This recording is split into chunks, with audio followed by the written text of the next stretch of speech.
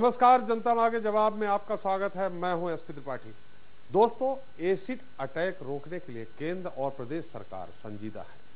Supreme court ने भी guideline जारी की है।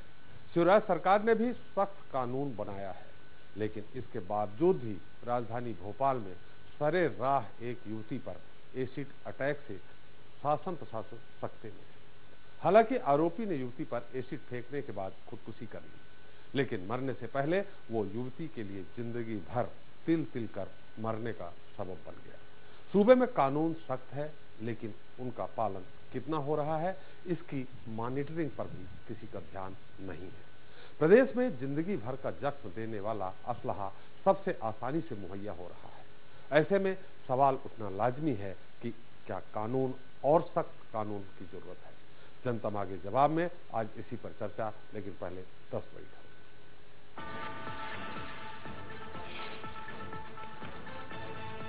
तेजाब कांड में लापरवाही बरतने वाले 3 पुलिस वालों पर गिरी गाज। टीआई को किया लाइन अटैच, 2 पुलिस वाले सस्पेंड। सीएम ने भी लिया पीड़िता का हाल। एसिड अटैक मामले में नया मोड़। आरोपी की बेटियों ने कहा युवती के 8 साल से थे उनके पिता के संबंध। पृथ्वीपुर जनपद के 3 अफसर सस्पेंड। सीएम शिवराज ने दिया आदेश, काम में लापरवाही की मिली थी शिकायत। रमन कैबिनेट में बड़ा फेरबदल, अमर अग्रवाल से छिना स्वास्थ्य विभाग। अजय चंद्राकर को कमान, 3 नए मंत्रियों को भी बांटे विभाग। हिम्मत कोठारी समेत 125 नेताओं को बीजेपी अनुशासन समिति से थमाया नोटिस। पार्टी की छवि खराब करने पर मांगा जवाब।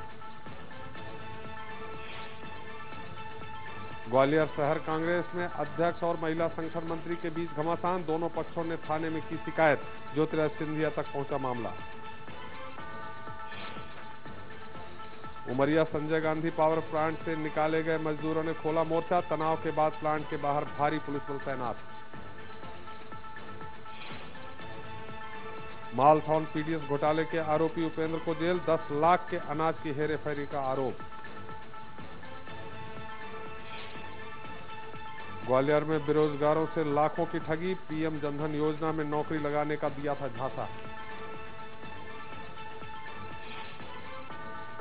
और बुद्धनी मीट घाट पर घायल हुए बाघ की मौत, रेलवे ट्रैक पर मिला था घायल टाइगर। वन अमले की लापरवाही भी हुई उजागर।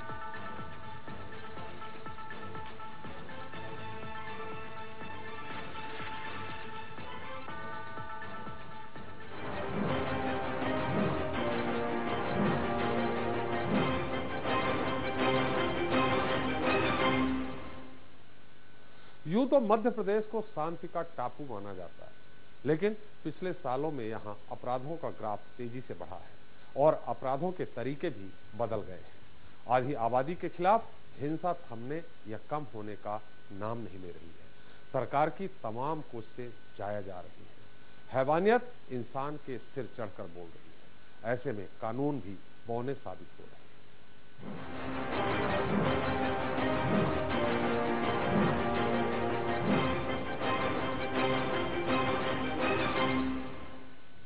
भोपाल इस तेजाब हमले की घटना से सख्ते में है, डरा हुआ है। राजधानी में तेजाब हमलों में अपने तरह का अनोखा मामला है। आरोपी ने एसिड डालने के बाद खुद भी आत्महत्या कर ली, लेकिन पीड़ित लड़की तेजाब की तेज की झुलस की असहनीय पीड़ा से जंग लड़ रही है।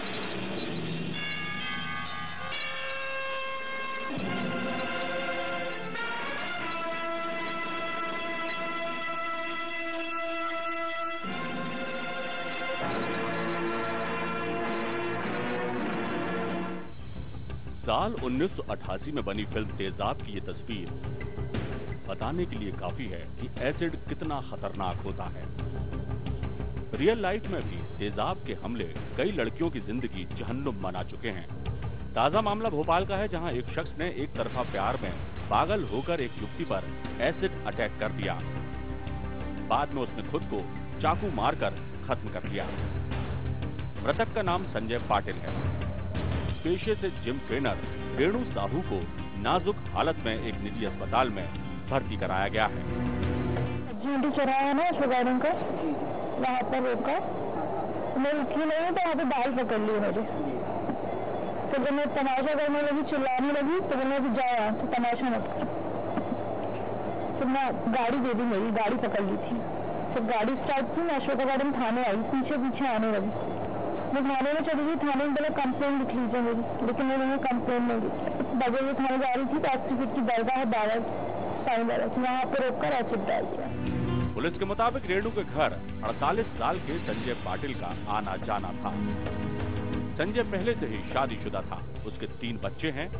पीड़ित के घर वालों का आरोप है कि आरोपी उनकी बेटी से शादी के लिए दबाव बना रहा था, जिसकी शिकायत कई बार पुलिस से की गई, लेकिन पुलिस ने कोई कार्रवाई नहीं की। वहीं मृतक की बेटियों ने युवती को ही कटघरे में खड़ा कर दिया। हमारी भी कंप्लेंट है, आप पहले हमारी कंप्लेंट देखिए जाके। उन औरतों की कंप्लेंट तो सब सुन रहे हैं, वो गंदी औरतों की। हमारी भी कंप्लेंट है, आपने लिखवाई कंप्लेंट? इसके पहले हमारी बहुत कंप्लेंट है कि इन लोग की रिलेशन है, आप इन लोग को अलग करवाइए करके। बजरिया में मिल जाएंगे आपको, ऐशबाग में मिल जाएंगे। आज सुबह आपके पापा गए तो उन्होंने बुलाया था या किसी? नहीं पता, हम लोग सो रहे थे, पापा गए, उसके बाद ये बस पुलिस वाले आए, तब हमें पता चला कि ऐसा हो गया। हमले का सच जो भी हो, लेकिन राजधानी में एसिड अटैक और खुद पर लगे आरोपों से पुलिस के आला अधिकारी हरकत में आ गए। हॉस्पिटल में अफसरों का जमावड़ा लग गया। सवाल खाकी पर भी था, लिहाजा आनन फानन में डीआईजी रमन सिंह ने अशोका गार्डन थाने के सब इंस्पेक्टर रूप सिंह को सस्पेंड करने के आदेश जारी कर दिए। देखिए, इस बात का भी हम लोग जांच कर रहे हैं अभी। तो सुनने में ये भी आया कि लड़की आज सुबह अशोक गार्डन थाने में आई थी कि इसको बाहर देखा है और ये मेरे पीछे पड़ा है करके। तो लड़की का कहना है कि कोई एक्शन नहीं है। वो आई थी तो फिर पुलिस जो कर्मचारी है उनके खिलाफ एक्शन होगी जरूर। तो उसकी हम जांच कर रहे हैं, विभाग के अंदर जांच होगा, उसके बाद उस कार्रवाई होगी। मामला बेहद संजीदा था, लिहाजा सरकार भी फौरन हरकत में आ गई। स्वास्थ्य मंत्री नरोत्तम मिश्रा ने घायल युवती के इलाज का खर्च उठाने की बात कही। जांच का विषय जरूर है कि वो थाने के अंदर गई, थाने के अंदर जाने के बाद में क्यों रिपोर्ट नहीं लिखी गई, कहाँ कमी रह गई, इसलिए जांच के आदेश उसके तत्काल दिए हैं। उसके इलाज की पूरी चिंता रखने का माननीय मुख्यमंत्री जी ने स्पष्ट निर्देश दिया है। उसके इलाज का पूरा खर्चा सरकार वहन करेगी और दोषियों पर कार्रवाई। वहीं 3 दिन पहले ही महिला पंचायत में आधी आबादी के सम्मान, सुरक्षा और सशक्तिकरण का प्रण लेने वाले सीएम शिवराज भी खुद हॉस्पिटल पहुंचे और घायल युवती का हाल जाना। सीएम ने एसपी से भी जवाब तलब किया है। देखने आया था, उनके चेहरे पे डॉक्टर की बात तो डॉक्टर ही बताएंगे, लेकिन ठीक है, और चिकित्सा की पूरी व्यवस्था की जाएगी और सरकार पूरा खर्च उठाएगी। सरकार सख्ते में है, पुलिस हरकत में है, एसिड फरोख्त कानून भी सवालों में है। हमले के बाद कांग्रेस ने आधी आबादी की सुरक्षा पर ही सवाल उठा दिए हैं। एसिड तो आज सुबह 7 बजे फेंका गया, लेकिन पहले से जब इसकी जानकारी थाने में थी तो कार्रवाई क्यों नहीं की पुलिस ने, ये सबसे बड़ा सवाल उठता है। और राजधानी सहित पूरे प्रदेश में हालत बिगड़ते चले जा रहे हैं, लेकिन सरकार कहीं इस तरफ ध्यान नहीं दे रही है, सिर्फ घोषणाएं भर करना जानती है, काम के नाम पर कुछ नहीं करती। तो जब सुप्रीम कोर्ट के वर्डिक्ट्स हैं कि एसिड खुले बाजार में नहीं बिकेगा, तो एसिड कैसे बिक रहा था, सबसे बड़ा प्रश्न ये है। हमला क्यों हुआ, हमलावर की क्या जहनियत रही होगी, पर्दे के पीछे की सच्चाई क्या है, ये तफ्तीश के बाद सामने आएगा। लेकिन देश के दिल में तेजाब से हमले से एसिड बिक्री के कानून पर सवाल उठे हैं। सवाल ये भी है कि क्या प्रशासन कायदों का पालन नहीं करा पा रहा है या फिर और कड़े कानून की दरकार है। भोपाल से कर्णिका मिश्रा, सत्यविजय सिंह के साथ सुधीर दंडोतिया। तो जब प्रदेश में तेजाब की बिक्री पर हो सख्त कानून, फिर भी खुलेआम मिलता हो एसिड, सरेराह युवती पर हो एसिड अटैक, और जब एसिड अटैक के आंकड़ों में प्रदेश निकल जाए आगे, तो सवाल उठते हैं। एसिड की बिक्री में नियमों का पालन क्यों नहीं? एसिड बेचने पर क्या और सख्त कानून की है दरकार? एसिड अटैक का गढ़ क्यों बनता जा रहा है मध्य प्रदेश? तो इस मसले पर बात करने के लिए हमारे साथ मौजूद हैं बीजेपी की प्रवक्ता सुप्रीत कौर जी। सुप्रीत जी, आपका बहुत बहुत स्वागत है हमारे इसका खास कार्यक्रम में। साथ ही जुड़ी हैं मनोचिकित्सक रूमा भट्टाचार्य जी। भट्टाचार्य जी, आपका बहुत बहुत स्वागत है। और कानूनी पहलू पर बात करने के लिए हैं हमारे साथ साधना पाठक जी। पाठक जी, साधना जी, आपका बहुत बहुत स्वागत है, जो वकील भी हैं और सामाजिक कार्यकर्ता भी हैं। और विशेष टिप्पणी के लिए हमारे साथ मौजूद हैं वरिष्ठ पत्रकार के अग्निहोत्री जी। अग्निहोत्री जी, आपका बहुत बहुत स्वागत है। पहला सवाल हमारा सुप्रीत जी आपसे ही है।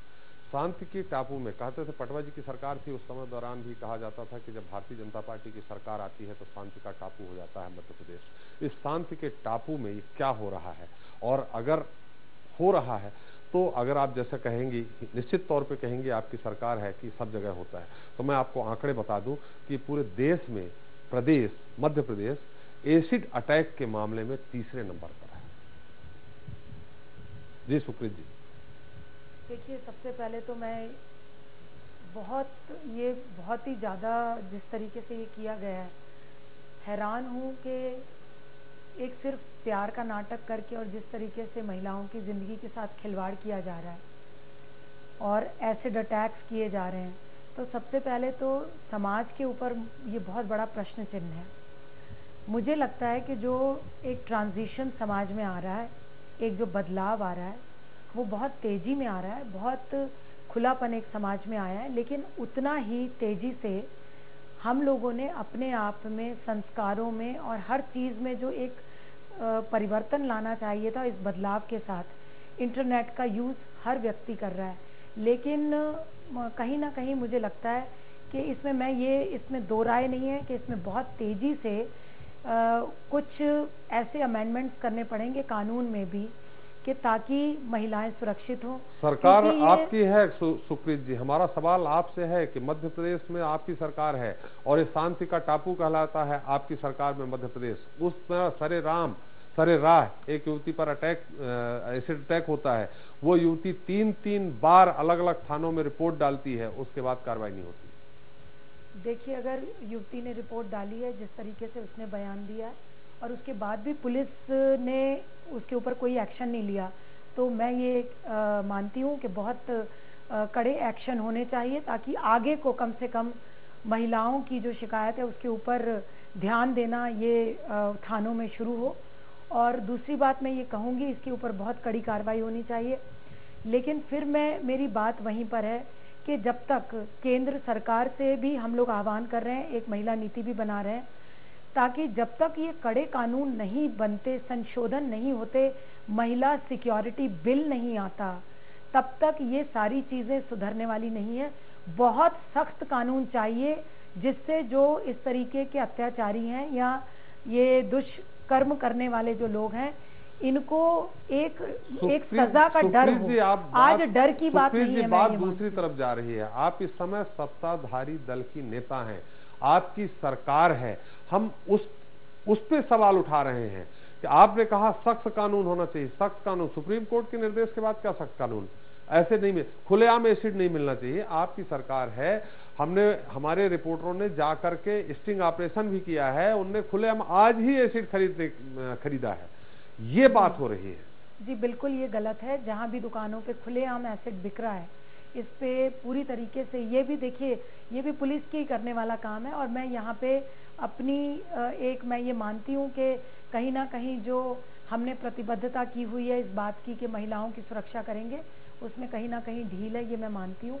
और इसको बहुत ही जल्दी हम लोग प्रयास करके ये ठीक करेंगे और करना चाहिए। मतलब इस समय आप मानती हैं कि आपकी सरकार से चूक हो रही है इस जगह पे? कहीं ना कहीं मैं ये मानती हूँ कि कहीं ना कहीं पुलिस डिपार्टमेंट से जो उनको सख्ती करनी चाहिए थी, इस तरीके से जो खुलेआम एसिड बिक रहा है या युवतियों पर जो अत्याचार हो रहे हैं, मैं ये मानती हूँ कि बाकी जो युवतियों का सशक्तिकरण है वो अपनी जगह पे है, लेकिन हमें महिला की सिक्योरिटी के ऊपर अब मुझे लगता है समय आ गया है। अब व्यर्थ समय गंवाए बिना इसके ऊपर हमें सबसे पहले बिल्कुल सुप्रीत जी, आपने माना कि आप पुलिस की गलती है, पुलिस आपकी है, सरकार आपकी है, सरकार पुलिस सरकार के अधीनस्थ होती है। अकेले एसिड अटैक में बिल्कुल आप महिला हैं, महिलाओं की बात करें, लेकिन आपकी सरकार में आप नेता हैं पूरे प्रदेश की, चाहे महिला हो चाहे पुरुष हो, भारतीय जनता पार्टी सबकी सरकार है। तो मैं आपके पास फिर आऊंगा, हमारे साथ साधना जी हैं। साधना जी, आप कानूनी तौर पे भी मैं आपसे पूछूंगा और आप इस क्षेत्र में काम भी करती हैं। ये जो भी मुद्दा हुआ है, खासकर जो एसिड अटैक, चाहे पुरुष हो चाहे महिला हो, इसमें बहुत सारे पुरुषों पे है, पुरुषों की तादाद ज्यादा है। इस एसिड अटैक को लेकर के आपका क्या कहना है, यहाँ किसकी चूक थी? देखिए, ये बहुत दुर्भाग्यपूर्ण है जो आज की घटना है। उसके लिए जितना भी उसके लिए भर्त्सना की जाए कम है। और मेरे आश्चर्य का विषय ये है कि अगर कानून इस तरीके से दम तोड़ रहा है हमारे पुलिस स्टेशन में कि वहाँ एक FIR थी उस व्यक्ति के खिलाफ बजरिया थाने में, और उसके बाद वो व्यक्ति खुलेआम घूम रहा था, उसको तो बेल नहीं मिलनी चाहिए थी। ये तो मतलब सुप्रीम कोर्ट के डायरेक्शन के बाद ये गैर जमानती अपराध है, और उसके बावजूद वो घूम रहा था। साधना जी आपकी जानकारी में भी ला दें, उसने वहां FIR की, फिर दूसरे थाना में उसने फिर से रिपोर्ट की, और जब ये घटना हुई है उसके आधा घंटे पहले वो महिला अशोका गार्डन थाने में पहुंचती है। एक सब इंस्पेक्टर सिविल ड्रेस में बैठे होते हैं, उनके पास जाती है कि वो आदमी हमारा पीछा कर रहा है, हमारे साथ कुछ भी कर सकता है। तो उस जवाब दिया जाता है उस सब इंस्पेक्टर से, हालांकि उनको सस्पेंड कर दिया गया कि आपने FIR जिस बजरिया थाने में की है वहीं जाएं। उसके बाद वो महिला बाहर आती है और ये घटना होती है। मैं आपसे यही कहना चाहती हूँ कि हमारे यहाँ सबसे पहले समझने की बात यह है कि कानून पुलिस पर भी लागू होता है। पुलिस को यह समझना पड़ेगा कि कानून पुलिस पर भी लागू होता है। पुलिस ने जिस क्षेत्राधिकार का बहाना बनाते हुए अशोका गार्डन में उसकी रिपोर्ट दर्ज नहीं की और ये कहा क्योंकि पहले बजरिया थाने में आपने की थी इसलिए बजरिया में जाइए, जो कॉज ऑफ एक्शन अरेस्ट हुआ था वो जो अशोका गार्डन थाने में हुआ था, इसलिए उन पुलिस कर्मी का ये कहना कि यहाँ जुरिस्डिक्शन उत्पन्न नहीं होता, ये गलत था। मैं एक एडवोकेट होने के नाते, एक नागरिक होने के नाते मुझे ये दुख है और आश्चर्य है कि हमारे देश में संविधान की एक जगह है जहाँ संविधान की कोई इज्जत नहीं है, वो है हमारे पुलिस स्टेशन। नहीं तो आज इतनी बड़ी दुर्घटना नहीं होती और हम सब पुलिस पर गर्व कर रहे होते कि उसने इतनी बड़ी घटना को रोक लिया होता। दूसरा क्या कानून होना चाहिए? हम अधिवक्ता हम आपसे बात कर रहे हैं और आप इस क्षेत्र में काम करती हैं, इसको किस रूप में लेंगे कि हमारा मध्य प्रदेश तीसरे नंबर पे है एसिड अटैक के मामले में? नंबर 1। नंबर 2, क्या कानून होना चाहिए कि इस तरह के मामलों में कम से कम प्रतिबंध माने कमी आ जाए? अगर पूर्णतः बंद नहीं हो तो कमी तो आ जाए। देखिए, हम 1861 मतलब 150 साल पुराने पुलिस एक्ट से गवर्न होते हैं, जो उस समय के स्वतंत्रता संग्राम को कुचलने के लिए बनाया गया था, और आज भी उसमें संशोधन नहीं हो पा रहे हैं। सब जी तो प्रयास कर रहे हैं क्योंकि उसमें पुलिस के पास असीमित पावर है और वो किसी की नहीं सुनते हैं। तो यही कारण है कि जो आपने कहा कि क्यों ये कानूनों का पालन नीचे से नहीं हो पा रहा है, क्यों ये घटनाएं बढ़ रही हैं, तो क्योंकि वो एक्ट ये कहता है, प्रिवेंटिव नहीं है वो एक्ट। जब घटना हो जाती है तब पुलिस की भूमिका शुरू होती है। जिस तरह से आज इस लड़की ने एक बहुत अच्छा उदाहरण पेश किया था कि उसने पीछा किया और वो थाने तक चली गई, उसके करेज, उसका जज्बा, उसका साहस देखिए कि उसने अकेले औरत ने थाने में जाने की हिम्मत की। नहीं तो आप ये कहें कि हम 4 औरतें भी थाने जाने की हिम्मत नहीं कर सकते, जिस तरह के प्रश्न होते हैं, जिस तरह का वहाँ व्यवहार होता है और जो मानसिकता है पुलिस में, वो लड़की ने जाने की हिम्मत की और उसके बावजूद उसे ये सिखाया गया कि ये क्षेत्राधिकार नहीं बनता, और ये क्योंकि प्रिवेंटिव नहीं है। हम पहले से उसको अपराध को रोकने के लिए हमारे पास में कोई कानून रेमेडी हमारे पास नहीं है। हम जब अपराध हो जाता है, जैसे अब ये हो गई घटना, अब वो सारे केसेस दर्ज कर लेंगे। यही कारण है कि अपराध तेजी से बढ़ रहे हैं, क्योंकि पुलिस को इस बात की परवाह नहीं है कि अपराधों को रोका कैसे जाए, छेड़खानी को रोका कैसे जाए, राहगीरी को रोका कैसे जाए, ये चीजें जो राहजनी है जो इसको रोका कैसे जाए, ये कोई व्यवस्था नहीं है। तो ये इसलिए दुर्भाग्यपूर्ण स्थितियां। जी साधना जी, हम आपके पास फिर आएंगे। हम आपसे कानूनी तौर पर ये जानना चाहेंगे आने के बाद कि क्या कानून सख्त होना चाहिए, क्योंकि आप कानून वेत्ता हैं, आप अधिवक्ता हैं, आपको सब सारी चीजें इसकी गहराई से, इसकी तकनीकी के बारे में आपको मालूम है कि ऐसा कौन सा कानून बने जिसके कारण इस तरह की घटनाएं बढ़ जाएं। लेकिन इस तरह की घटना होती क्यों है, इस मुद्दे पर हमारे साथ मनोचिकित्सक डॉक्टर रूमा भट्टाचार्य जी हैं। रूमा जी, क्या वजह होती है इस तरह की घटनाएं? जैसे उसने तेजाब से अटैक किया, उसके बाद खुद भी खुदकुशी कर ली, जो अभी तक की रिपोर्ट में आ रहा है। उसका मर्डर हुआ या उसने खुदकुशी की चाकू मार करके अपने सीने में, ये अभी खुलासा होना पूरी तरह से बाकी है। लेकिन अभी तक की ताजा तादाद में यह है कि उसने खुद एसिड अटैक करने के बाद खुद भी चाकू मार करके आत्महत्या कर। जी देखिए, जिस इंसान ने ये हरकत की है, एसिड अटैक किया है, या जितने इस तरह के क्रिमिनल्स होते हैं जो किसी और पे हमला करते हैं सिर्फ इस वजह से कि उस इंसान ने उसे किसी चीज़ के लिए मना किया है, या इसके पहले जो कहानी बताई जा रही है कि इनका अफेयर था और जो कुछ भी था, तो एक ये फ्रस्ट्रेटेड इंसान है और कहीं ना कहीं एंटी सोशल पर्सनालिटी वाला शख्स है।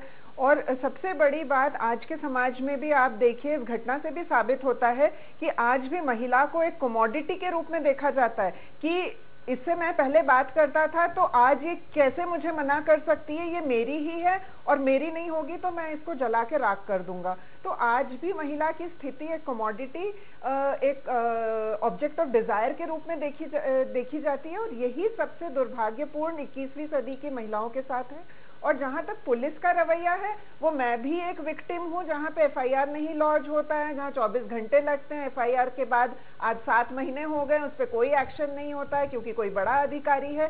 तो प्रिवेंटिव कानून तो है ही नहीं। मानसिकता के बारे में हम आपसे जानना चाह रहे हैं कि ये घटनाएं कब, जैसे उसने भी आत्महत्या कर ली, ये किस हद तक, ये कब होता है? वो आत्महत्या कर ली, उसको मार के आत्महत्या कर ली, जैसे भी की, ये कब घटना घटती है? मानसिकता क्या होती है जब? देखिए, ये जो घटना है, अब इसके पहले की जो कहानी है ये मुझे पूरा नहीं पता है, लेकिन नहीं, मैं आपको बता देता हूँ। हाँ। वो पिछले 6-7 सालों से उनके घर आना जाना था उसके पिता का, मैंने रिपोर्ट में भी जैसे बताई, और जो अभियुक्त है उसका, और उनके आपस में संपर्क थे, बातचीत होती थी, वो जानते थे एक दूसरे को।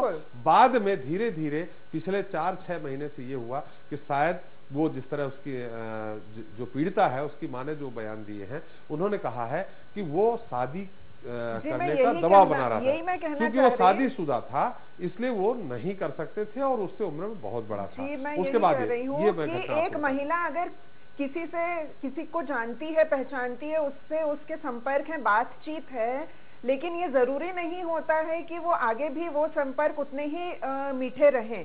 तो अगर एक महिला मना कर रही है तो ये पुरुष क्यों नहीं समझ पाता कि अब जो है ये रिलेशन को यही एक स्वीट एंड दिया जा सकता है? क्यों उसको एक बदसलूकी और एक उसका रूप बिगाड़ के ही उसको अंजाम? ये पुरुष मानसिकता है कि महिला से अगर मैं बात करता हूँ, मुझसे हंस के बात करती है, तो मेरा उसके ऊपर पूरा कब्जा है, मेरा उसके ऊपर, मतलब शी इज माई प्रॉपर्टी।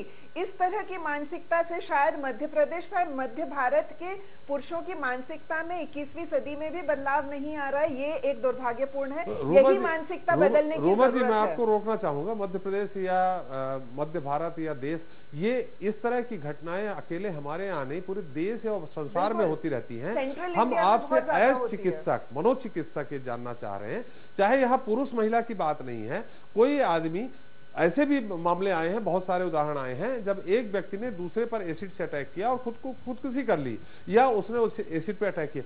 ये कौन सी बीमारी होती है? क्या इस तरह की कोई बीमारी उस समय, जब बदला लेने की बीमारी में कोई उपज होती है? नहीं, ये कोई बीमारी नहीं है, ये टोटली एक एंटी सोशल एक्ट है।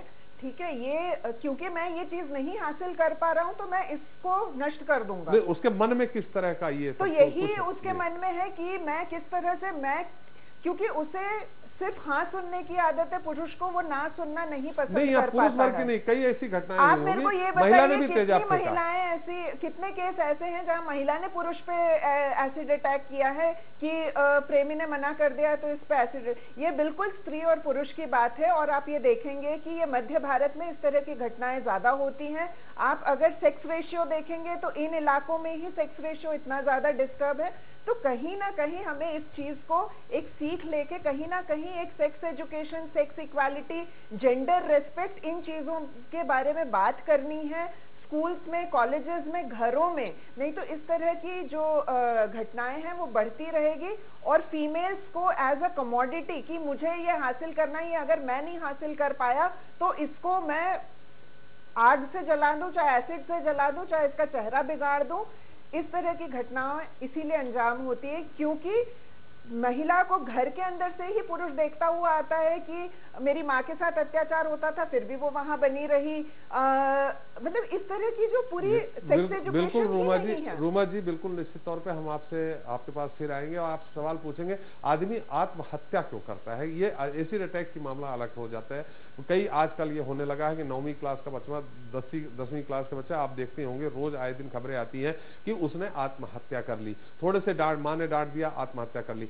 ये कैसे उनके मन में ये भाव आते हैं, इस पे हम आपसे जरूर पूछेंगे रूमा जी। लेकिन हमारे साथ एक दमोह से दर्शक हैं प्रदीप, जो अपना सवाल करना चाहते हैं। प्रदीप जी, आपका इस कार्यक्रम में स्वागत है, आप अपना सवाल करिए।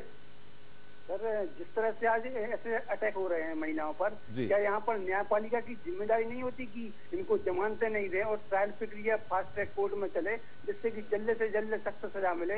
और दूसरे नंबर यहाँ पर प्रशासन की भी, पुलिस अधिकारियों की जिम्मेदारी नहीं होती कि जिम्मेदारी तय कर दी जाए कि यहाँ से पुलिस परिस्थितियां ही नहीं बनने दें ऐसी मानसिकता के लोगों की, और मेडिकल स्टोर्सों की सतत मॉनिटरिंग करें? यहाँ राज्य शासन क्या निर्देश नहीं दे सकता क्या न्यायपालिका? बिल्कुल आपका सही सवाल है। हम हमारे साथ भारतीय जनता पार्टी के नेता सुप्रीत जी हैं, हम उनसे उत्तर लेंगे कि ये एसिड जो जिस तरह से मिलता है खुलेआम, जैसा आपने कहा कि ये मेडिकल स्टोरों से मिलना चाहिए, बाकायदे इसके आपने सवाल किया कि इसका एक लाइसेंस बनना चाहिए, उन्हीं को मिलना चाहिए। हम सुप्रीत जी से पूछेंगे कि क्या इस मुद्दे पे आप आगे बढ़ेंगे, लेकिन हम उसके पहले हमारे साथ जो विशेष टिप्पणी करने के लिए हमारे साथ मौजूद है के अग्निहोत्री जी। अग्निहोत्री जी, आपने अभी सुप्रीत जी को सुना, साधना जी को सुना, रूमा जी को सुना। रूमा जी से हम ये जानने का प्रयास जरूर कर रहे हैं, लेकिन शायद अभी हमको ये उत्तर नहीं मिला कि इस तरह की घटनाएं करने के लिए आदमी प्रेरित कब होता है, कौन सी बीमारी होती है। हम फिर से उनके पास जाएंगे, लेकिन आपके हम इस पर टिप्पणी जानना चाहेंगे। अग्निहोत्री जी। त्रिपाठी जी, मामला ये थोड़ा सा अलग है, क्योंकि इसमें अभियुक्त ने खुद भी अपने आप को चाकू मार के खुदकुशी कर ली है। अब तक ये दरअसल सवाल ये है कि जब वो पुलिस के पास पहले गई, चाहे वो बजरिया थाना हो, चाहे ऐशबाग थाना हो, चाहे अशोका गार्डन थाना हो, तो थाने में उसकी शिकायत को गंभीरता से नहीं लिया गया। तो हालांकि एसिड अटैक की जो घटना है, ये कानून में इसमें बड़ा सख्त सजा का प्रावधान है। एक तो गैर जमानती है, जमानत नहीं होती। दूसरा, उसको उम्र कैद अथवा फांसी की सजा तक दी जा सकती है, ऐसा प्रावधान है। लेकिन यदि वहां तक नहीं पहुंचता मामला और पुलिस पहले ही कार्रवाई करके उसको रोक लेती, उसको गिरफ्तार कर लेती कि वो तंग क्यों कर रहे हो तुम उसको, तो शायद ये घटना नहीं होती। और जहां रह जाता सवाल कि पुलिस के अधिकारियों कर्मचारियों पर कार्रवाई का, तो यदि मीडिया दबाव नहीं बनाता त्रिपाठी जी, तो आज उन पर कार्रवाई नहीं होती। तीसरी बात मैं ये कहना चाहता हूं कि मुख्यमंत्री शिवराज सिंह चौहान बड़े गर्व से ये कह रहे थे कि पीड़िता का इलाज राज्य सरकार कराएगी। तो सुप्रीम कोर्ट की जो गाइडलाइन आई है राज्य सरकारों के लिए, केंद्र सरकार के लिए जो गाइडलाइन आई है, उसमें पूरा खर्चा सरकार को ही उठाना है, इसमें कोई एहसान नहीं है पीड़िता के लिए। दूसरी गाइडलाइन ये भी है कि जैसे ही ये मामला सामने आता है, तो जो भी पीड़ित है उसको तत्काल 3 लाख रुपए की मदद दी जानी चाहिए, और उसका जो भी इलाज है, यहाँ तक कि प्लास्टिक सर्जरी और सारी जो भी इलाज होता है, वो सब सरकार के खर्चे पर होना चाहिए। और ये भी कहा गया है कि जो प्राइवेट हॉस्पिटल्स हैं वो मना नहीं कर सकते कि हम इनका इलाज नहीं करेंगे, और इसके लिए एक जिला स्तरीय समितियां भी बनाने के लिए कहा गया गाइडलाइन में हर जिले में, ताकि वो कमेटियां इस सब की निगरानी करें, और जो हॉस्पिटल ये मना करते हैं कि हम इलाज नहीं करेंगे, उनके ऊपर कार्रवाई की जा सके। इसका जिला प्रशासन को अधिकार उन सारी गाइडलाइंस में दिया गया है। लेकिन जहां रह जाता मानसिकता, मैं आखिरी बात कर, मानसिकता जो होती है वो सही कह रही है रूमा जी कि प्रॉपर्टी अपनी समझ लेना, कमोडिटी समझना, अपनी प्रॉपर्टी समझना कि ये महिला मेरी प्रॉपर्टी है, ये मेरे पास नहीं आई तो मैं किसी के पास नहीं जाने दूंगा। तो ये जो एक मानसिकता है वो बदलने की जरूरत है। लेकिन मानसिकता कैसे बदलेंगे? एक और अच्छी बात आपने कही कि आप खुद आपका चैनल एक एसिड खुले बाजार से खरीद करके लाया है, तो इस पे भी कोई अंकुश होना चाहिए कि किस तरह खुले बाजार में एसिड बिक रहा है, जबकि इसके लिए कानून बना है। सुप्रीम कोर्ट वाले भी बेच रहे हैं आजकल, फेरी वाले जो टॉयलेट साफ करने के लिए वो होता है, वो फेरी वाले भी बेचते हैं आजकल। हम इतने रुपए में इतने 2 बोतल एसिड दे सकते हैं। उसके लिए लाइसेंस की जरूरत होती है। खुदरा बाजार में यदि आपको एसिड खरीदना है तो उसके लिए लाइसेंस की जरूरत होती है, तब आप खरीद सकते हैं। लेकिन ये आश्चर्य का विषय है कि नाक के नीचे जब कोई घटना हो जाती है तब प्रशासन जागता है, तब सरकार जागती है। तो ये बहुत आश्चर्य का विषय है। यदि पहले से थोड़ी सी जागरूकता हो, थोड़ी सावधानी हो, तो ऐसी घटनाओं को रोका जा सकता है। त्रिपाठी जी बिल्कुल अग्निहोत्री जी सही बात है। चूंकि सरकार भारतीय जनता पार्टी की है, सरकार भारतीय जनता पार्टी के नेता हैं सुप्रीत जी, हम उनसे जानेंगे कि इस एसिड जिस तरह खुले बाजार में मिल रहा, क्या ठीक है? महिलाओं का मुद्दा है, महिला का मुद्दा है। हमारे साथ तीनों महिला अतिथि हैं, वो महिलाओं को लेकर कुछ ज्यादा चिंतित, लेकिन हमारी चिंता का, न्यू जस्टिस की चिंता का विषय यह है कि एसिड मिलता ही क्यों है, उसके लिए लाइसेंस की जरूरत क्यों नहीं है। हम सुप्रीत जी से जानेंगे, लेकिन वक्त हो चला है ब्रेक का। ब्रेक के बाद भी चर्चा जारी रहेगी, आप कहीं मत जाइएगा, हम जल्द हाजिर होते हैं।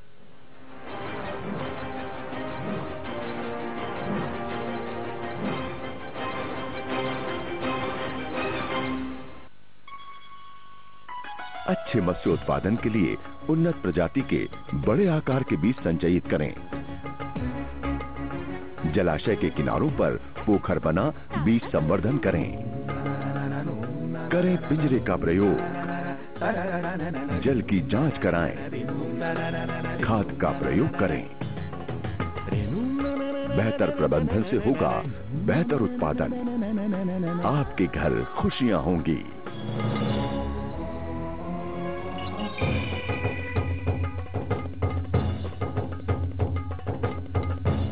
प्रकृति के उपहारों से पाएं अच्छी पैदावार और पाएं लाभ। चमक रहा खुशियों का चंदा, खेती बन रही लाभ का धंधा। सिएक लाए है 5 प्रोजेक्ट में शुभ अवसर स्वामित्व के साथ लाभ ही लाभ। सिएक औद्योगिक क्षेत्र, धार्मिक पर्यटन, सिएक agro, energy capital of India, सिएक सैटेलाइट सिटी भोपाल। सिर्फ 2 से 3 लाख के पेमेंट कर शेष 2 से 5 साल की किश्तों में। सिएक 26 वर्षों से प्रतिष्ठित मध्य प्रदेश की सफल स्थानीय कंपनी। अधिक जानकारी के लिए संपर्क करें कॉन्टैक्ट 9098991000। ये घर नहीं एक सपना है, जेब में समाए वो अपना है। शहर का दिल है, कहता है जो भी यहाँ पर रहता है। लीला डेवलपर्स प्रस्तुत करते हैं Leela Atulyam, a home with a heart. G+6 towers of 2, 3 and 4 BHK flats. World-class amenities. Mind-blowing location. 2 BHK flats at a surprising rate of just ₹30 lakhs. Get your lovable living options in the heart of the city. Leela Atulyam, a home with a heart. Near Akriti Eco City, BDA Road, E8 Extension, Salaiya, Bhopal. A project by Leela Developers. Plot number 25, Rohit Nagar, Bavadia Kala, E8 Extension, Bhopal. Leela Atulyam.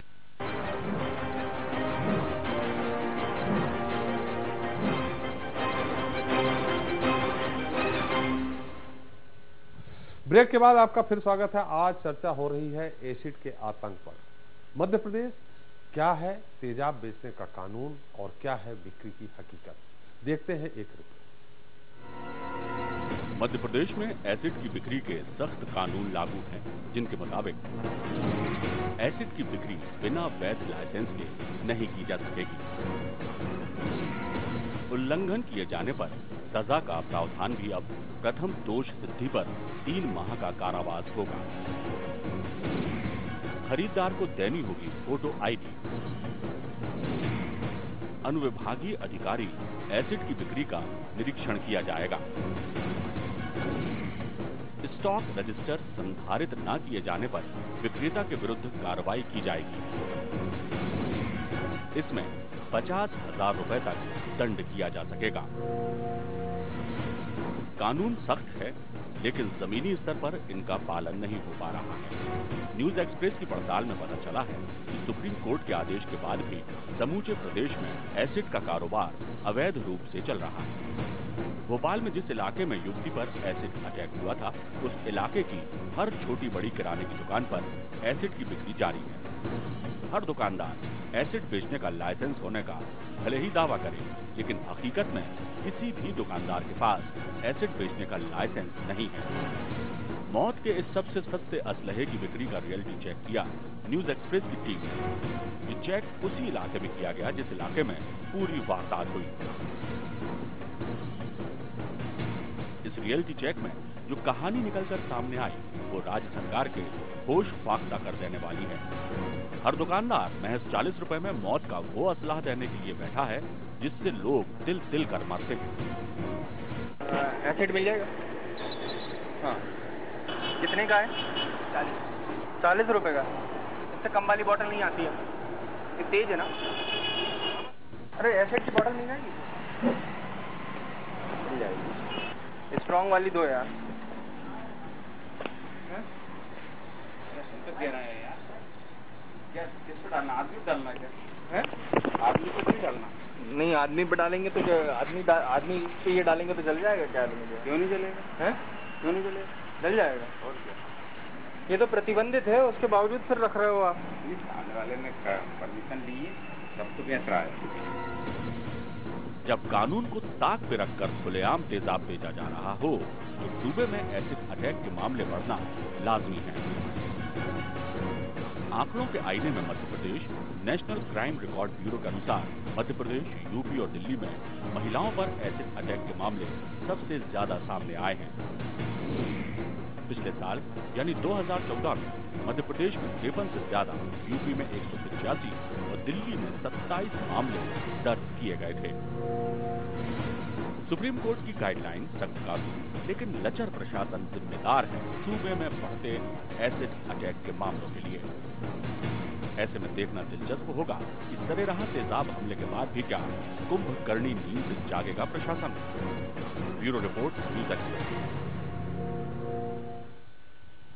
तो सुखप्रीत जी, आपने हमारी report देखी। इस report में हमारे express reporter Ajay Sharma ने जाकर के अलग अलग कई दुकानों में बात की, एसिड खरीदा, ये तक बात की, आपने खुद सुना कि क्या आदमी जल जाएगा। दुकानदार बोल रहा बिल्कुल जल जाएगा, हार्ड वाला है, क्या आदमी पे डालना है, आपकी सरकार है। क्या कहेंगी आप? कहने के लिए कुछ बचा नहीं है, क्योंकि मैं इस वीडियो को देख के बहुत शर्मिंदा महसूस कर रही हूँ। और मैं ज़रूर ऊपर जो भी जहाँ भी मैं ठीक फोरम पे बात कर सकती हूँ, जहाँ मैं करूँगी, तो मैं यही आश्वासन दे सकती हूँ, बीइंग ए वुमन, एक महिला होने के नाते, ये एक खौफनाक खेल है जो खेला जा रहा है। सिर्फ महिला वाली नहीं, आप हमारे भारतीय जनता पार्टी के नेता हैं, मैं उस रूप में आपको आमंत्रित किया हूं मैंने। देखिए, मैं बहुत जिम्मेदारी से कह रही हूँ कि मैं बात करूंगी और इसके ऊपर जल्द से जल्द ऐसा एक्शन लिया जाएगा ताकि आगे भविष्य में कभी भी किसी भी प्रकार का जो एक हादसा अब हमने देखा है, ऐसा कम से कम हमारे मध्य प्रदेश में कभी ना हो। और मैं पूरी जिम्मेदारी से ये कहती हूँ कि कहीं ना कहीं हमसे बहुत बड़ी चूक हुई है। और अकेले इस मुद्दे की बात नहीं है सुखप्रीत जी, हम फिर बार बार बोल रहे हैं अपने तीनों महिला अतिथियों से, एक ये उदाहरण है, हम अकेले इसकी बात नहीं कर रहे, बहुत बड़ी चूक हुई है। यहाँ अकेले पुलिस की चूक नहीं, ऐसे मामले रोज, जैसा कि साधना जी ने कहा है कि अक्सर हमेशा होता है, रूमा जी ने कहा है कि खुद पीड़ित है पुलिस से, रिपोर्ट लिखाने जाती नहीं लिखती। ये कोई अकेले महिला नहीं, पुरुष भी इसमें पीड़ित है। ये इस तरह की घटना ना हो, चाहे पुरुष हो चाहे महिला हो, इसके लिए आपकी सरकार है, भारतीय जनता पार्टी की सरकार है। आप बड़े गर्व से कहती हैं कि हम 15 साल तक शासन करेंगे, आगे भी करते रहेंगे, इस तरह की घटनाएं न हो। आप एक भारतीय जनता पार्टी की सरकार है जिसके हाथ में सत्ता है, आप उस सत्ता की एक सदस्य हैं। ये घटनाएं ना हो, इसके लिए क्या आप किस फोरम पे इस तरह की बात करेंगी कि इस तरह खुलेआम एसिड ना मिले? देखिए, हम माननीय मुख्यमंत्री जी से बात करेंगे। और दूसरी बात जो मैं आपको कहना चाहती हूँ, हम जिम्मेदारियों से भाग नहीं रहे हैं। मैं मानती हूँ कि यहाँ गड़बड़ी हुई है और गड़बड़ी की जांच पूरी तरीके से की जाएगी और आगे इस तरीके के हादसे ना हो। और पुलिस प्रशासन बहुत संवेदनशीलता दिखाकर उनको प्रॉपर ट्रेनिंग दी जाए इस बात की कि जब एक महिला थाने में आती है तो उसके साथ कैसा व्यवहार हो। एक महिला थाने में आती है तो उसकी जो एक कंप्लेंट होती है उसको बहुत सीरियसली लिया जाए। मैं ये मानती हूँ कि आज जितनी जनसंख्या है उसके मुताबिक अगर हम देखते हैं तो 0.01% भी हमारी पुलिस फोर्स नहीं है। इतनी आबादी पर अगर कम पुलिस फोर्स से हम चाहते हैं कि बहुत अच्छा प्रशासन चले इस देश में, तो कड़े कानून भी बनाने पड़ेंगे और उनका बहुत कड़ाई से एग्जीक्यूशन भी करना पड़ेगा। तो मैं यहाँ पे यही कहूँगी कि हम सुधार करेंगे और पूरी कोशिश करेंगे कि आगे इस तरीके की कोई भी हरकत ना हो। और जो चीज़ें प्रतिबंधित होनी चाहिए, मैं आज मानती हूँ कि शराब से ज़्यादा नुकसान एसिड से है, क्योंकि इसमें अगर वो महिला जीवित बचती है, अगर कोई भी महिला या पुरुष जिसके ऊपर एसिड गिराया जाता है, तो उसका जो बाकी का जीवन है, पहली बार पॉइंट में आई है सुप्रीत जी, आप पुरुष का भी नाम ले लिया आपने पुरुष का भी नाम लिया, पहली बार पॉइंट आप, क्योंकि महिला मोर्चा की, भारतीय जनता पार्टी की महिला मोर्चा की पदाधिकारी, मैं बिल्कुल इस बात के लिए संवेदनशीलता से कहती हूँ कि जिस व्यक्ति के ऊपर भी ऐसा हादसा होता है उसका जो जीवन है वो मरने से भी बदतर हो जाता है। और मैं ये मानती हूँ कि इस तरीके की जो हरकतें लोग कर रहे हैं वो किसी भी मानसिकता में कर रहे हों, लेकिन कानून को कड़ाई से लिया जाना चाहिए। और यहाँ पे हम ये जिम्मेदारी से मैं कह रही हूँ कि इस तरीके की आगे हरकतें ना हो, इसके लिए बहुत मैं जिम्मेदारी से फिर कह रही हूँ। हमारा सवाल ये था सुप्रीत जी कि एसिड ना मिले, जब उस पे ही प्रतिबंध लग जाए, बिल्कुल मैं इस बात के लिए इस तरह घटनाएं नहीं होंगी। नहीं, एसिड बिल्कुल प्रतिबंधित होना चाहिए और बिल्कुल जिस तरीके से लाइसेंस से मिलना चाहिए, और ऐसे नहीं कि कोई भी जाके उसको खरीद रहा है। ये सारी चीज़ें बंद होगी और आने वाले टाइम में, तभी मैं आपको आज कह रही हूँ कि आपने ये जो मुद्दा उठाया है। जी जी देंगे तो जी बिल्कुल बिल्कुल हम आपका सवाल लेंगे, लेकिन हमारे साथ एक और दर्शक है, वो भी सवाल करना चाह रहे हैं ग्वालियर से। संजीव जी, संजीव जी सवाल करें। संजीव जी, आप मेरी आवाज सुन पा रहे हैं? आपका स्वागत है इस कार्यक्रम में, आप अपना सवाल करिए। जी, मैं ये जानना चाह रहा हूँ कि ये जो एसिड अटैक हो रहे हैं, एसिड खुलेआम बिक रहा है जी, तो बिल्कुल ये जो एसिड अटैक हो रहे हैं, ये खुलेआम एसिड बिक रहा है, तो इसका प्रतिबंध जब लगा हुआ है फिर भी ये क्यों बिक रहा है? पुलिस प्रशासन क्या कर रहा है इस पे? अगर आदमी को जरूरत है, एसिड की जरूरत है, तो दुकानदारों को इंस्ट्रक्शन होने चाहिए कि आप ना सारी चीजें जो भी जिसको एसिड चाहिए, जिसको जरूरत है, जेन्युइन जरूरत है, उसका आप आईडी लें पहले, उसकी आजकल एंड्रॉइड का जमाना है, आप उसकी फोटो लें, सारे उसके डॉक्यूमेंट्स अपने पास रखें, तब जाके उसको एसिड दें। और एसिड भी ऐसा ना दे कि बिल्कुल जो हो जाए कि नहीं उसका आदमी के ऊपर डाल दो। अभी मैं देख रहा था, आपका रिपोर्टर जो है बात कर रहे थे, उन्होंने आदमी के ऊपर डाल दोगे जल जाएगा जी। तो मेरे हिसाब से ऐसा एसिड हमें नहीं चाहिए, ऐसा एसिड नहीं बेचना चाहिए। बिल्कुल सही कहा, इसका उत्तर सुप्रीत जी देंगी, लेकिन ज्यादा आप सवाल करेंगे तो वो इतना इमोशनल हो गई है इस मुद्दे को लेकर, उनके ऊपर पार्टी एक्शन हो जाएगा जल्दी से, इसलिए मैंने चाहूंगा कि सुप्रीत जी ज्यादा उत्तर दें। मैं कहूंगी कि बिल्कुल पार्टी एक्शन नहीं होगा। हमारी सरकार ने हमेशा अगर हमसे गलतियां भी हुई तो स्वीकार किया, लेकिन मैं फिर वही बात कहूंगी कि जब तक एसिड बिकेगा, अगर लाइसेंस से भी बिकना है और बिक रहा है, और किसी ने अगर क्राइम करना है तो वो अपनी आईडी देके भी, इस केस में आप ये देखिए, मैं आपको बता दूं सुप्रीत जी, जब आप बंदूक खरीदते हैं उसके साथ गोलियां भी आती हैं, ठीक है, कारतूस भी आते हैं।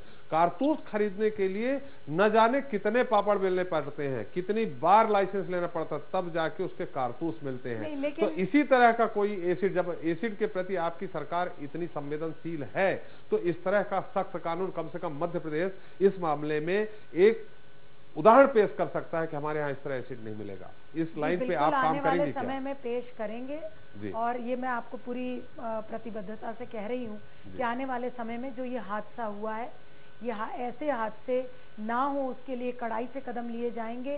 सरकार ने बिल्कुल एकदम से एक्शन लिया, आपने भी देखा है। ऐसा नहीं है कि माननीय मुख्यमंत्री जी वहाँ पे गए नहीं, या उन्होंने इसके बारे में अब चिंतन नहीं किया होगा, या कैबिनेट की मीटिंग में इसके बारे में बातचीत नहीं होगी।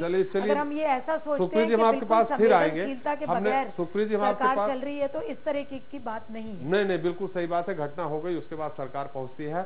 आज हमने कोई आपके विरोधी पक्ष का, विरोधी पार्टी का कोई अतिथि नहीं है हमारे साथ, वो काम हमारे साधना जी पूरा करेंगे। साधना जी जरूर आपसे पूछेंगी कि इस तरह की घटनाएं क्यों होती हैं। लेकिन हमारे साथ एक छतरपुर से दर्शक है जो अब लखन जी, जो अपना सवाल करना चाहते हैं। लखन जी, आपका स्वागत है इस कार्यक्रम में, सवाल करिए।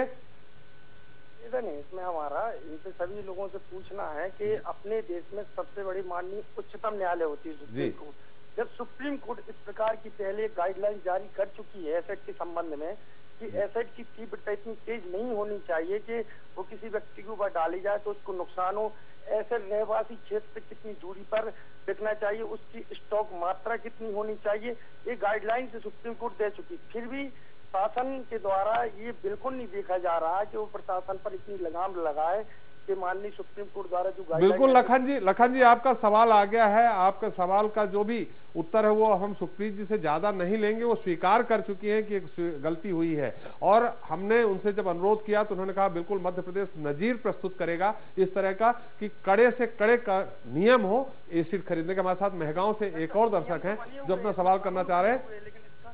ओम जी, अपना सवाल करें। पार्टी जी जी, मेरा निवेदन ये है साहब जी कि अगर एसिड की बिक्री, खुली बिक्री पे अपन प्रतिबंध लगा भी दे जी, तो अटैक के दूसरे साधन और है, जैसे चाकू से हमला करना, घासलेट से मुंह खराब कर देना जी, तो क्या ऐसा नहीं हो सकता है कि ऐसी संभावना व्यक्त हो कि यहाँ अटैक होने वाला है महिला पे, तो पुलिस तत्काल एक्शन में आए, और यदि ऐसा हो जाता है तो कड़ी से कड़ी सजा का प्रावधान हो? बिल्कुल ओम जी हम आपसे अनुरोध कर रहे हैं। बिल्कुल आपका सवाल, आपकी जिज्ञासा। सुप्रीत जी, मैं आपके पास आऊंगा। ओम जी की जो जिज्ञासा है उनको मैं ये बताना चाहता हूं कि एसिड का मुद्दा ये होता है ओम जी, दूसरे भी और कारण है कि चाकू से हमला कर दे उसको मार सकता है, लेकिन एसिड के घाव कभी जिंदगी भर नहीं भरते हैं। उसको कितनी भी प्लास्टिक सर्जरी की जाए वो दिखती है। तो जो आदमी जिंदगी भर, खासकर ये महिलाओं के मुद्दे पे होता है कि जिंदगी भर मर मर के जिए, तिल तिल करके जिए, अगर एसिड से झुलसा हुआ चेहरा आपके सामने आएगा, आप 10 साल बाद आए, आप चेहरा फेर लेंगे। आप कितना भी चाकू से उसका चेहरा बिगाड़ने का प्रयास करेंगे उतना नहीं होगा जितना एसिड से होता है। इसलिए एसिड को सुप्रीम कोर्ट ने बहुत ही गंभीरता से लिया है। हम आपके पास जैसे सुप्रीत जी आएंगे, थोड़ा हमारे साथ साधना जी हैं, मैं उनसे कानूनी तौर पे जान लूं कि क्या ये संभव है, और भारतीय जनता पार्टी की सरकार है, सुप्रीत जी की सरकार है, इस सरकार में क्या खामियां रही?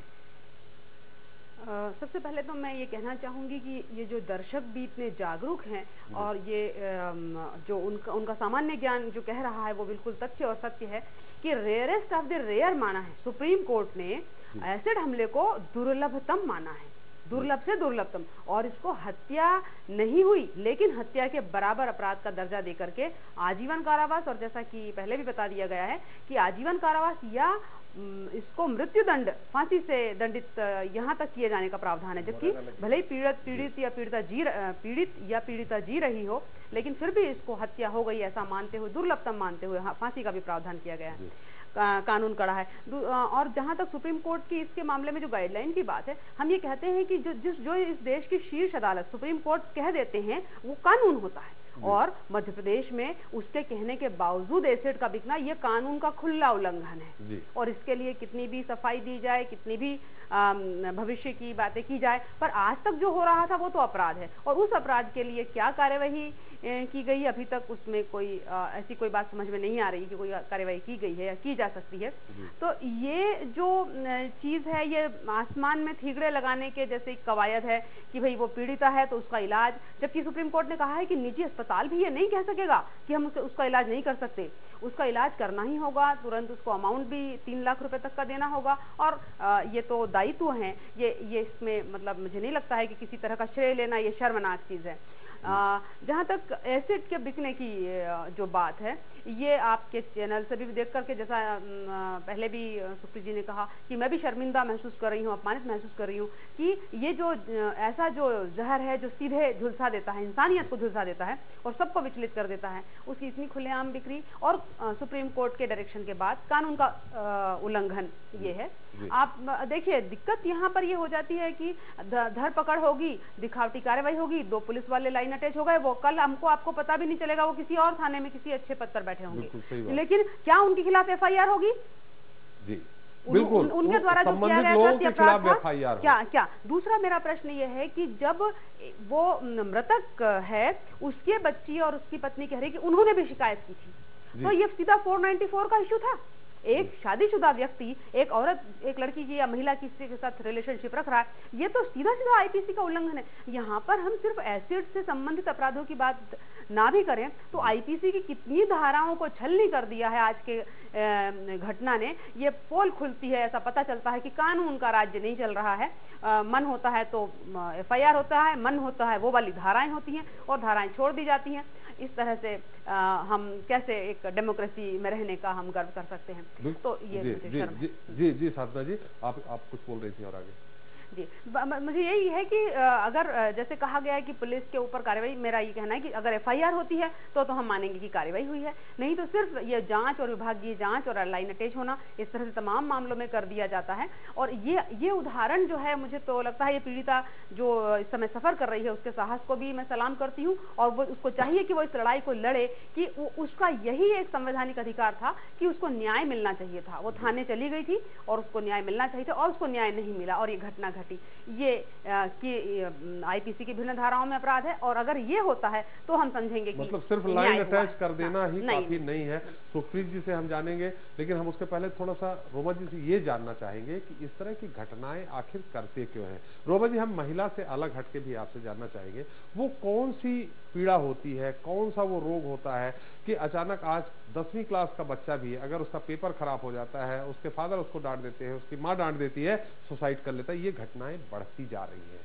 इसको मैं आपको एक चिकित्सक के रूप में जानना चाहता हूँ। जी बिल्कुल, जो आत्महत्याएं की घटनाएं हैं वो तभी होता है जब एक इंसान या एक बच्चा अपनी जिंदगी से इतना बेबस हो चुका होता है, इतना निराश हो चुका होता है, इतना उदास हो चुका होता है, इतना फ्रस्ट्रेटेड हो चुका होता है कि उसे लगता है जिंदगी जीने से बेहतर मौत है।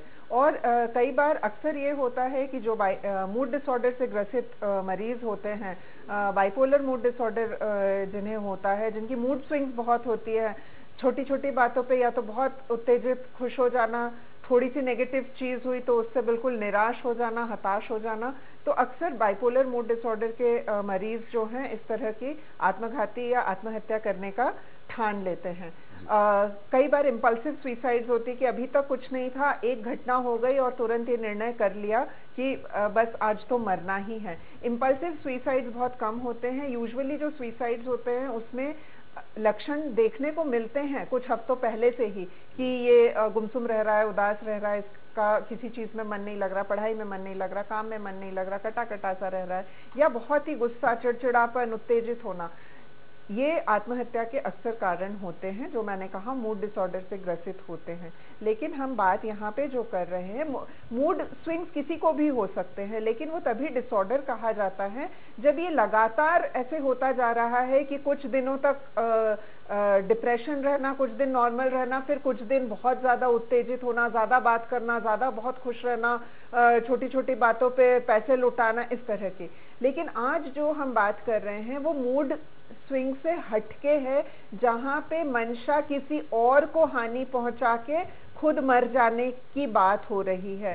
ठीक है, ये भी निश्चित रूप से ये शख्स जो था ये एक सामान्य बीमारी से ग्रसित सामान्य मानसिकता वाला नहीं था। लेकिन जो सामान्य मानसिकता वाले नहीं है, लेकिन ये एक क्रिमिनल एक्ट है। आप किसी के ऊपर एक, वो लड़की तो बच गई लेकिन उसका इरादा तो उसको चोट पहुंचाना, उसे नुकसान पहुंचाना, उसे शायद मार डालना ही था। ठीक है ना, ये अटेम्प्ट टू मर्डर ही था। वो तो बच गई, वो एक अलग बात है, और उसके बाद इसने आत्महत्या किया, तो निश्चित रूप से एक सामान्य मानसिकता वाला नहीं था। रोमा जी, जो घटना के बारे में जो जानकारी है, निश्चित तौर पे अगर वो मारना चाहता तो जिस चाकू से उसने अपने खुद को आत्महत्या की है तो उसको भी उसी चाकू से मार सकता नहीं, तो लेकिन एसिड डाल करके मुझे जो लगता है वो उसको जिंदगी भर रहने देना चाहता है। और क्योंकि मेरी नहीं हुई तो तू किसी की नहीं हो सकती। ये अब आप इतने पौन घंटे के बाद आपको समझ में आया कि ये नहीं, मुझे समझ में पहले ही आ गया था। इसलिए तो हमारे चिकित्सक आपसे जानना चाहते थे कि वो कौन सी बीमारी है। आपको मेरे पौन घंटे के भाषण के बाद समझ में आ रहा है यही मानसिकता की रोग है। नहीं, आप फिर आ गई हमारा, आप चिकित्सक हैं, आप महिलाओं की भी चिकित्सक हैं, पुरुषों की भी चिकित्सक हैं। हाँ, इसीलिए क्योंकि मैं पुरुषों के लिए भी उतना ही अच्छा सोचती हूँ कि उनकी मानसिकता बदले। इसको आप पर्सनली मत लीजिए, मैं वही सोच रही हूँ कि पुरुषों की मानसिकता कब बदल के सामान्य होगी। ये जनरलाइज स्टेटमेंट नहीं है, पुरुष मतलब हर पुरुष की बात नहीं हो रही है। एसिड वाला मुद्दा ये नहीं है। पुरुष तो प्रताड़ित भी करता है अपनी पत्नियों को, महिलाओं को, तो ये मुद्दा यहाँ नहीं है रोमा जी। ये मुद्दा यहाँ आपसे, आप मनोचिकित्सक हैं, हमारे दर्शक ये जानना चाह रहे हैं वो कौन से सिम्टम्स होते हैं, वो कौन से सिम्टम्स होते हैं रोमा जी। इसलिए मैं पुरुष की मानसिकता और महिला की मानसिकता जानती हूँ, नहीं इसीलिए मैं चाहे पुरुष हो चाहे महिला हो, वो कौन से सिम्टम्स होते हैं जब ये आदमी करने को मजबूर होता है, ये मैं आपसे जानना चाह रहा था। और आप उस लाइन में जाके एक महिला पुरुष का एक खाई खींच रही, उस मुद्दे में नहीं। आपके पास सिर्फ केवल महिलाएं ही ट्रीटमेंट के लिए आती है क्या? प्रधान समाज है, इससे आप नकार नहीं सकते। दूसरी बात, महिला को पुरुष एक कमोडिटी के रूप में ही देखता है। ये चीज मेरी ये नहीं है तुझे भी रोमा जी, मुद्दा ये नहीं। इस मुद्दे में आपको मैं फिर बुलाऊंगा, जिस दिन पुरुषों को खूब प्रताड़ित करना होगा उस दिन मैं आपको फिर बिठाऊंगा। जल्दी से जल्दी आप एक अपॉइंटमेंट लीजिए और एक मुझसे सेशन लीजिए। नहीं, बिल्कुल मैं बता रहा हूँ कि ये मुद्दा महिला या पुरुष का नहीं है। ये बिल्कुल है महिला और नहीं, आप मनोचिकित्सक हैं, आपको मनोचिकित्सक के रूप में आदमी भी देख रहा है, महिला भी देख रही है। वो जानना चाह रहे थे कि आपसे ये कौन से सिम्टम्स होते हैं, वो कौन सी बीमारी होती है। हर व्यक्ति नहीं कर सकता है, लाखों में एकाध व्यक्ति होगा जो इस तरह की घटनाओं को अंजाम देता है। मैं वो जानना चाह रहा था। हम अग्निहोत्री जी आपके पास आएंगे, अंतिम टिप्पणी लेंगे, लेकिन उससे पहले हम एक बार सुप्रीत जी के पास फिर जाना चाहेंगे। सुप्रीत जी, आप स्वीकार कर चुकी हैं प्रदेश में ये चूक हुई है, आपसे फिर ये आप सरकार के पक्ष पे आई हैं, आप एक महिला नेता हैं, ये भर नहीं है। इसमें क्या होना चाहिए? क्या ये बिल्कुल होना चाहिए कि एसिड लाइसेंस के अनुसार ही बड़े सख्त कानून के साथ बिकना चाहिए, और दूसरा, आप सत्ता में हैं, क्या आप इस तरह का पहल करवाएंगी, आप सिफारिश करेंगी, आप उस फोरम में इसको उठाएंगी जिसके कारण इस तरह से खुलेआम एसिड ना मिले और प्रदेश एक नजीर प्रस्तुत करे? देखिए, मैं ये मानती हूँ कि एक चेन रिएक्शन की तरह है एसिड का बिकना।